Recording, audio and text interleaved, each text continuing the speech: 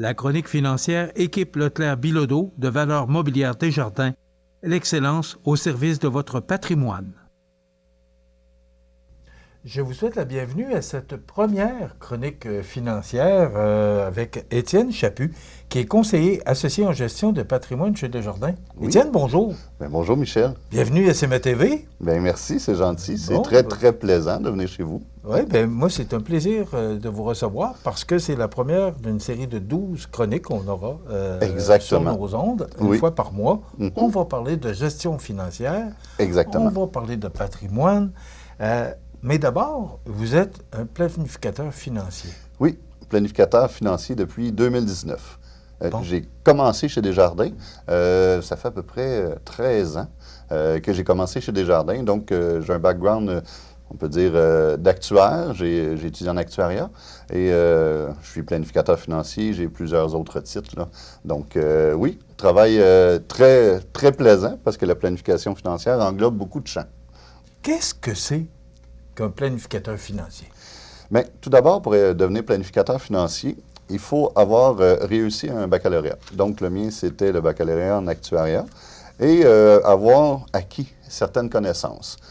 Et puis, un coup qu'on a acquis ces connaissances-là, on peut, on va comparer, on va aller voir l'Institut de planification financière. Donc, c'est l'Institut qui juge si on a les connaissances adéquates pour pouvoir passer le grand examen.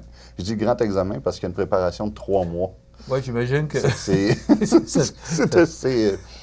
assez complexe. Bien, oui, parce qu'on a plusieurs champs d'expertise. Parce que la finance, le planificateur financier, on englobe l'ensemble. Donc, on est un peu, j'ose comparer, là, médecin généraliste par rapport à comptable, notaire, fiscaliste. Donc, c'est ça, on englobe l'ensemble. C'est que pour pouvoir passer l'examen, il faut que l'Institut juge qu'on a pas mal toutes les connaissances. Puis un coup qu'on réussit l'examen, bien là, on a le titre de planificateur financier. On dit PL Fin. Donc, c'est le titre qui est marqué sur les cartes d'affaires. Alors, ce que je vois et ce que je comprends, c'est qu'il ne devient pas planificateur financier qui veut. C'est qu'il y a une batterie d'examens et d'études qu'il faut avoir avant de s'appeler et de pouvoir représenter, vous c'est Desjardins, représenter l'entreprise comme planificateur financier. Exactement. C'est que, des fois, il y a un mélange parce qu'il y a beaucoup de sortes de conseillers. Donc, des conseillers en gestion de patrimoine, des conseillers en finances personnelles, des conseillers en sécurité financière. Mais ce ne sont pas nécessairement, ils peuvent être planificateurs financiers, mais ne sont pas nécessairement planificateurs financiers. Donc, on peut aller voir sur le site de l'Autorité des marchés financiers, sur le site de la planification financière, donc l'Institut, on est capable de voir si la personne avec qui on parle est autorisé à faire une planification financière parce que c'est régi. Et en même temps, je parlais de l'Autorité des marchés financiers. C'est eux qui régissent vraiment le titre, là. Donc, l'AMF, communément appelé. Donc, c'est ça. On va vérifier si notre planificateur financier sur le site de l'Institut de la planification financière, il a bien réussi l'examen et a bien le titre. Puis après ça, bien, on peut parler de planification financière. Voilà. Vous avez parlé de champs d'expertise. Il y a 7 champs d'expertise. Oui. Et ça en fait pas mal. Oui. Alors, est-ce qu'on peut les prendre un par un, puis peut-être les expliquer rapidement? Bien, c'est ça. Parce que le planificateur financier, il est, comme je vous disais, un généraliste, si on compare au médecin. Donc, quelqu'un qui est capable de comprendre dans ces 7 aspects, ces 7 domaines. Donc, mettons qu'on parle, premièrement, les aspects légaux. Donc, on assure que la conformité juridique est bien respectée. On regarde tous vos régimes matrimoniaux, au niveau de vos testaments, le mandat d'inaptitude. Donc, c'est des éléments qu'il faut comprendre pour pouvoir être capable de vous conseiller dans ces domaines-là, parce que oui, c'est sûr qu'on ne fait pas la job d'un notaire, on ne fait pas le travail d'un notaire ou d'un fiscaliste, mais on est capable de bien comprendre parce qu'il y a des relations en chacun des domaines. Je donne un exemple. Mettons que si on regarde le domaine de placement. Donc, nous, de notre côté, il faut comprendre tous les produits. Donc, c'est quoi une action, c'est quoi une obligation, c'est quoi un billet à capital protégé. Mais ces placements-là ont des éléments fiscaux différents. Donc, il faut aussi comprendre la fiscalité. Avec tous les éléments qui changent, la fiscalité, ça change à toutes les années. Donc, c'est l'interrelation entre les domaines qui est bien important à comprendre pour pouvoir être capable de faire un plan financier qui couvre l'ensemble. Donc là, on a regardé les aspects légaux, on a parlé un peu des placements, la fiscalité. Aussi, on travaille la finance. Donc, il faut apprendre les genres de financement possibles. Donc, des prêts hypothécaires à taux variable, à taux fixe. Donc, tous ces éléments-là, là, c'est bien important. Puis on en a d'autres. On a plein. On travaille des assurances aussi. Qu'est-ce que vous avez selon certaines assurances vie, assurance invalidité. Donc, il faut comprendre aussi tous ces produits-là.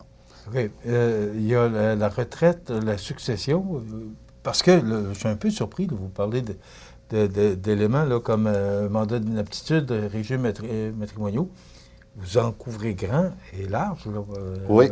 Autrement dit, on peut parler de retraite et de succession aussi. Mm-hmm. Donc, ce qui veut dire que vous êtes conseiller, mais vous êtes capable, là, du début à la fin, d'aider la personne là, à mieux planifier, parce que dans quelques instants, on va parler de planification financière. Exactement. C'est que, la planification financière, des fois, on mélange un peu avec placement. Placement, c'est un des aspects, un des domaines de la planification financière. Vous parliez de retraite, de succession. Donc, c'est sûr que le placement, on ne choisit pas les mêmes produits pour quelqu'un qui peut être à la retraite, qui a un certain profil de risque. Donc, oui, il faut vraiment tout couvrir pour surtout voir les dépendances d'un à l'autre. Comme pour la retraite, il faut savoir les revenus des régimes publics, les styles de revenus des fonds de pension. Donc, pour voir est-ce qu'on met assez d'argent de côté ou pas, selon ce qui va arriver à la retraite. Donc, oui, il faut connaître bien le domaine de la succession, le domaine de la retraite. Donc, tous ces domaines-là, il faut connaître assez profondément. Là. Donc, j'ai 7 champs d'expertise, c'est aspects légaux, assurance et gestion de risque, finance, fiscalité, placement, retraite, succession. C'est ça. C'est... Exactement, ça prend quelques années. Oui, j'imagine. Bien, justement, parlons-en, parce que tout ça nous mène à un plan financier, une planification financière. C'est quoi les objectifs, effectivement? Les gens là, qui veulent dire, ben, moi, ça me prendrait peut-être un plan financier. Pourquoi vous proposez un plan financier aux clients? Bien, c'est ça. Puis, tu sais, tout le monde devrait en avoir un. Peu importe l'âge, peu importe sa situation financière, bien, les objectifs d'un plan financier, ce qui est bien important, c'est, bien, premièrement, on fait un plan financier souvent pour évaluer un projet. Là, on va dire des objectifs bien précis. Nous, quand on fait un plan financier, oui, on peut y aller par mandat partiel, mais souvent, on fait le mandat global. Donc, on s'assure, justement, l'objectif d'un plan financier, c'est de regarder votre état actuel. Donc, d'analyser où vous en êtes, de vous poser des questions sur où vous voulez aller. Puis nous, on fait la carte routière avec vous pour pouvoir vous rendre de manière la plus efficace possible. Donc, c'est ça. C'est que dans les objectifs, bien, on analyse quelqu'un qui aurait à évaluer un projet. Donc, l'achat d'une maison, d'un véhicule. Rénovation, exactement, année sabbatique, maternité. Donc, c'est des projets là, qu'on évalue en faisant un plan financier parce qu'il y a plusieurs éléments fiscaux, comme on parlait tantôt. Aussi, prévoir les besoins financiers, bien, c'est ça qu'on disait, comme au niveau de prendre une année sabbatique, bien, voir les flux de trésorerie. Un flux de trésorerie, bien, c'est ce qui rentre et ce qui sort en argent. Donc, qu'on ait assez d'argent ou assez de rentrée d'argent pour pouvoir payer ce qu'on a à payer. Et c'est ça, aussi pour faciliter les prises de décision. Donc, des fois, on se dit, j'aimerais ça prendre ma retraite plus tôt, plus tard, acheter tel véhicule ou tel autre véhicule. Donc, avec le plan financier, c'est très clair. Ça nous dit, ça nous chiffre qu'est-ce qu'il faut où on veut aller. Puis nous, on accompagne. Donc, un plan financier, c'est pas quelque chose de couler dans le béton. C'est une réflexion qu'on fait avec la personne. Est-ce qu'on est obligé d'avoir des projets pour avoir une planification financière ou c'est toujours ce que vous conseillez de savoir toujours ce qu'on s'en va d'abord? C'est ça. Bien, on n'est pas obligé d'avoir des projets. Mais c'est important d'avoir une planification financière, au moins pour comprendre ce qu'on en est. Puis où est-ce qu'on veut aller. Donc, dans un sens, même si on n'a pas de projet, tu sais, bon, c'est bien que vous mentionnez cet élément-là parce que souvent, on veut suivre la performance. Donc, nous, quand on fait des placements, bien, est-ce que le taux de 5 % est adéquat? Est-ce que ça prend un taux de 8, ça prend un taux de 12 pour pouvoir arriver à la retraite? Parce que même si on n'a pas de projet, la retraite est quand même un élément qui arrive pas mal pour tout le monde, ou l'indépendance financière, comme on aime dire. Donc, c'est ça, c'est qu'on suit la performance, c'est qu'on regarde année après année où est-ce qu'on devrait se situer par rapport à où vous voulez aller. Donc, comment vous voulez vous sentir à la retraite? Qu'est-ce que vous prévoyez faire? Puis après ça, on est capable de dire, ben oui, cette année, vous avez eu un rendement qui concorde avec nos hypothèses. Ou si vous ne l'avez pas eu, on explique pourquoi et on regarde qu'est-ce qu'on peut changer. Donc, c'est vraiment pour nous dire qu'est-ce qui se passe à travers le temps et voir où est-ce qu'on peut aller, puis être capable de réagir rapidement, là. Qu'est-ce qu'on analyse d'abord? C'est quoi les premiers items, là, quand vous faites une planification financière? Oui. C'est quoi vous regardez en premier? Bien, en premier, là, c'est vraiment beaucoup situation personnelle et légale. Donc, la situation personnelle, c'est nos Là, dépenses. au moment où on Exactement. analyse pour voir comment la suite va se faire. Exactement. Si on est marié, si on a des enfants, est-ce qu'on est aidant naturel pour un oncle, une tante, parent, enfant? Donc, ces éléments-là, il y a l'aspect légaux, comme on parlait tantôt. Donc, c'est bien important de sortir ces éléments-là pour pouvoir regarder qu'est-ce qui peut être influencé.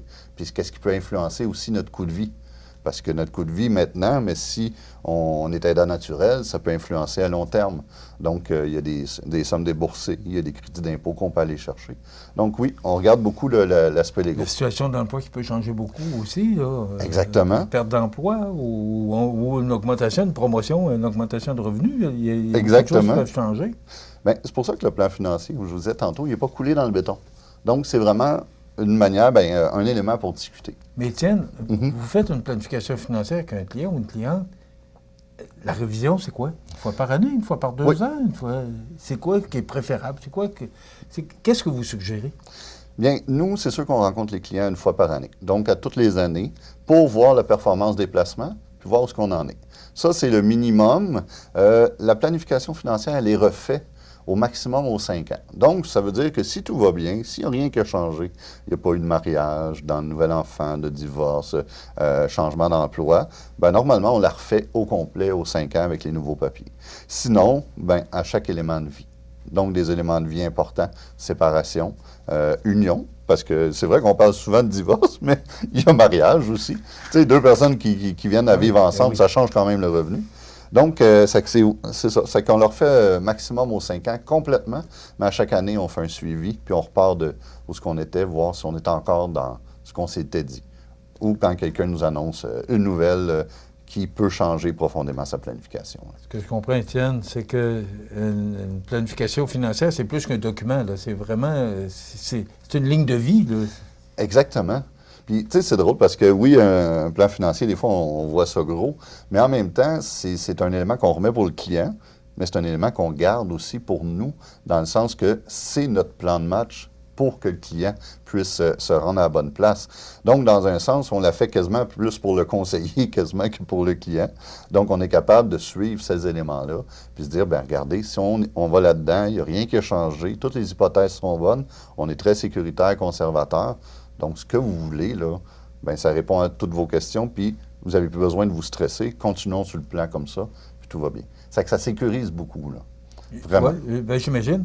Tout le monde devrait avoir une planification financière. Bien, oui, parce qu'il y a des choses qu'on fait de bien. Donc, une planification financière, ça dit, bien, ce que tu fais, c'est super bon, puis on aurait des éléments à changer. Donc, ça rassure. Des fois, juste de connaître pourquoi qu'on prend un REER, un CELI, pourquoi qu'on utilise une compagnie de gestion, parce qu'on l'a fait aussi pour les compagnies. Parce qu'une personne, c'est pas nécessairement un REER, un CELI, un plan de retraite, une compagnie de gestion. Une personne, c'est une personne dans son entièreté. Donc, tout ce qu'elle possède, c'est pour pouvoir continuer à bien vivre. Donc, ou à vivre ou à atteindre ses objectifs. Donc, il ne faut pas nécessairement regarder ça ciblé, détacher l'entreprise de la personne, il faut vraiment unir tout. Donc, c'est ce que le plan financier fait, là. On peut vous rejoindre où, Étienne? Bien, vous pouvez me rejoindre par courriel, donc à etienne.chaput@desjardins.com.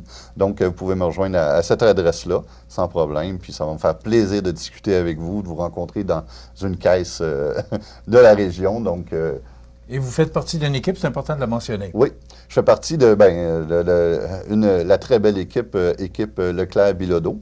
Donc, j'ai un bureau à Québec, je travaille ici dans la région, j'habite à Saint-Jean-Port-Joli, donc je couvre pas mal un gars de la place. Exactement. Étienne Chaput, on va se retrouver dans un mois. Ben oui, et avec on aura plaisir. l'occasion d'aborder tous les sujets. Et la planification financière, pour moi, je trouve tellement que c'est important. Alors, Étienne Chaput est la personne tout indiquée. Puis en plus, il est dans notre coin, il est facile à trouver.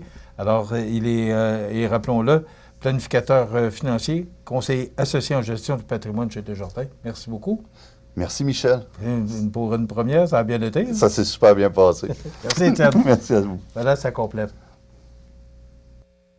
La chronique financière équipe Leclerc Bilodeau de Valeurs mobilières Desjardins, l'excellence au service de votre patrimoine.